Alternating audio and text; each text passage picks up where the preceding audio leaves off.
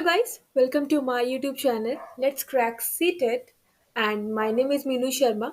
और अभी हाल ही में सीटेट का रिजल्ट भी डिक्लेयर हो गया और बहुत सारी न्यूज़ भी थी कि एग्ज़ाम दोबारा होगा या नहीं होगा, क्योंकि एग्ज़ाम से पहले पेपर लीक हो गया था और बहुत सारी चीज़ों के बारे में डिस्कशन चल रहा था कि सीबीएसई जो है दोबारा एग्ज़ाम रिकंडक्ट कराएगी भी या नहीं। इसके बारे में क्या हुआ अभी किसी को कुछ पता नहीं चला है। पर अभी एक नेशनल कॉन्फ्रेंस हुई है एनसीटीई, जिसे आप देख सकते हो नेशनल काउंसिल की, जो नेशनल काउंसिल टीचर एलिजिबिलिटी, ठीक है। इनकी वन डे नेशनल कॉन्फ्रेंस हुई है ऑन टीचर्स एलिजिबिलिटी टेस्ट के लिए, ठीक है, जो in the light of national education policy 2020। तो कुछ चीज़ें हैं जिनके बारे में डिस्कस करेंगे कि इसमें क्या-क्या इस पॉलिसी में क्या-क्या ऐड हुआ है, ठीक है। क्योंकि आज के टाइम में अब टीचर बनना भी इतना ईज़ी नहीं रह गया है, क्योंकि हमारा क्या होता है कि जो प्राइवेट सेक्टर हो या गवर्नमेंट सेक्टर हो, हमारे यहाँ 9, 10th, 11th, 12th के लिए कोई भी एलिजिबिलिटी टेस्ट नहीं है, ठीक है। हम प्राइमरी के लिए करते हैं, 1 to 5th के लिए सीटेट पेपर 1 एग्ज़ाम क्लियर कर लेते हैं, और 6 to 8 के लिए जो है वो सीटेट पेपर 2 क्लियर कर लेते हैं, ठीक है। बट 9, 10th, 11th, 12th के लिए क्या है, कोई एलिजिबिलिटी टेस्ट नहीं है। तो सभी ये मान के चलते हैं कि जो सीटेट पेपर 2 जिसने भी क्लियर किया होता है, वो भी एलिजिबल हो जाता है 9, 10th, 11th, 12th को पढ़ाने के लिए।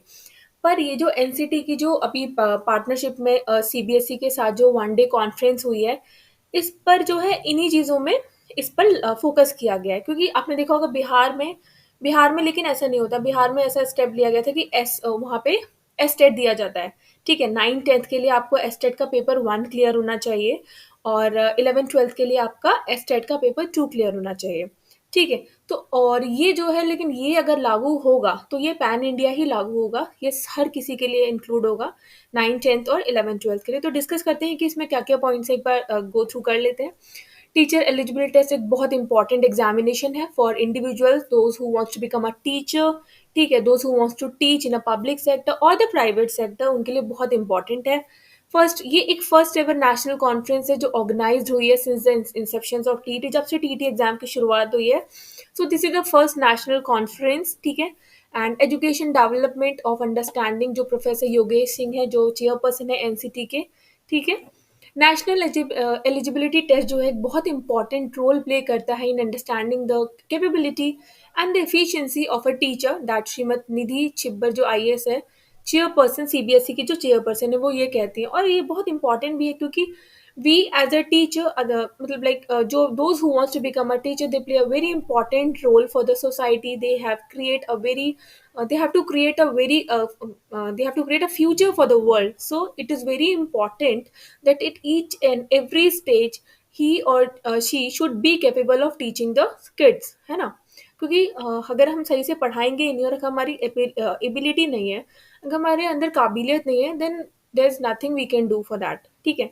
तो इसीलिए ये NCT is working towards the progress and the implementing of the TET at the secondary level को, इस पे सेकेंडरी लेवल पे इस चीज़ को इम्प्लीमेंट करना चाहते हैं कि 9, 10th लेवल के लिए, 9 to 12th के लिए भी एक एलिजिबिलिटी टेस्ट, एक एलिजिबिलिटी क्राइटेरिया होना चाहिए।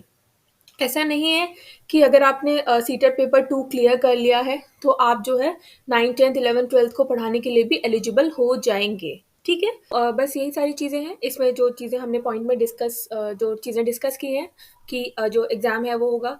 तो जो लोग हार्ड वर्क कर रहे हैं, आज के टाइम में टीचर बनना भी is a very difficult task, तो आपको मेहनत करते ही रहनी होगी। क्योंकि और जैसे ही आपको कोई जॉब मिलती है तो you have to grab a job for yourself, ताकि आप इंट्रिंसिकली और एक्सट्रिंसिकली मोटिवेटेड रह सके। क्योंकि आज के टाइम में गवर्नमेंट जॉब मिलना is a really really difficult task. और सबसे इम्पॉर्टेंट बात ये है कि आप इंट्रिंसिकली रहें या एक्सट्रिंसिकली रहें, आपको मोटिवेटेड रहना है। अगर आप इस समय ये सोच रहे हैं कि आपकी बीएड की टीचिंग की डिग्री खत्म होने वाली है, अभी तो बहुत टाइम पड़ा है किसी भी जॉब को लेने के लिए, तो ऐसा नहीं है। आप कुछ भी जॉब कर सकते हैं एज अ टीचिंग प्रोफेशन। अगर आपका है तो then you can go for the private sector. वहाँ से अगर कुछ अर्निंग होती है, अगर आप वहाँ से कुछ अर्न करते हैं, तो आपका जो एक्सट्रिंसिक मोटिवेशन है वो बना रहता है आगे की चीज़ों के लिए। क्योंकि गवर्नमेंट के क्या है, बहुत सारे रूल्स हैं और आगे जाके ये रूल्स जो है हार्डर एंड हार्डर ही होने वाले हैं। So it is very difficult for the person who is who is preparing for the government teacher teaching job. So आपको मोटिवेटेड रहना है और चीज़ों के लिए तैयारी करते रहना है, क्योंकि ये बहुत ज़्यादा ज़रूरी है। तो ये सारी मीटिंग्स हुई हैं यहाँ पे।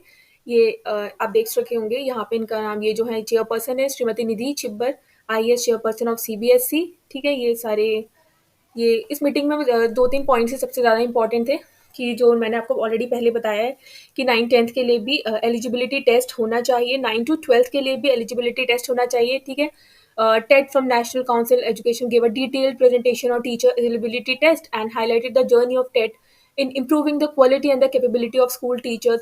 आई होप ये इन चीज़ों पर भी फोकस करें कि जो एग्जाम से पहले जो पेपर लीक होता है इस तरीके की चीज़ें ना हो, क्योंकि इस तरीके की चीज़ों से जो फ्यूचर है ना हमारी कंट्री का वो बहुत ही खतरे में है। अब वो चाहे किसी भी लेवल पे हो, चाहे वो स्टूडेंट लेवल पे हो, टीचर्स लेवल पे हो, या फिर जो इंटरनली वर्क करते हैं वहाँ पे उनके लेवल पे हो, तो चीज़ें नहीं होनी चाहिए। और इस तरीके की न्यूज़ें जब आती हैं और लोग बहुत उम्मीद लगाते हैं कि शायद सीबीएसई कोई इसमें चीज़ें अपनी जो है राय देगा या पेपर ही एग्ज़ाम कराएगा या कुछ भी देगा, बट ऐसा कुछ हुआ नहीं, क्योंकि पता नहीं कि जो इंक्वायरी है वो कहाँ तक गई और कहाँ तक नहीं गई। तो हम इस बारे में कोई नहीं है बात करने के लिए, हम तो सिर्फ बात कर सकते हैं और अवेयर रह सकते हैं चीज़ों के बारे में। हमारा काम है बस अपनी तैयारी को पूरा रखना, ताकि कोई भी गवर्नमेंट जॉब आए तो हम उसके लिए प्रिपेयर रहें। और रही बात सिलेबस की और स्कीम्स की, तो ऑब्वियस सी बात है कि 9 टू 12th के लिए अगर जो पीजीटी के लिए या टीजीटी के लिए जो पेपर होगा वो डिफरेंट होगा, क्योंकि 9, 10, 11, 12 पे चीज़ें जो है सब्जेक्ट्स वाइज बढ़ जाती हैं। ठीक है, सब्जेक्ट वाइज जो लेवल है वो इंक्रीज हो जाता है, बट जो पेडागॉजी तो मेन है,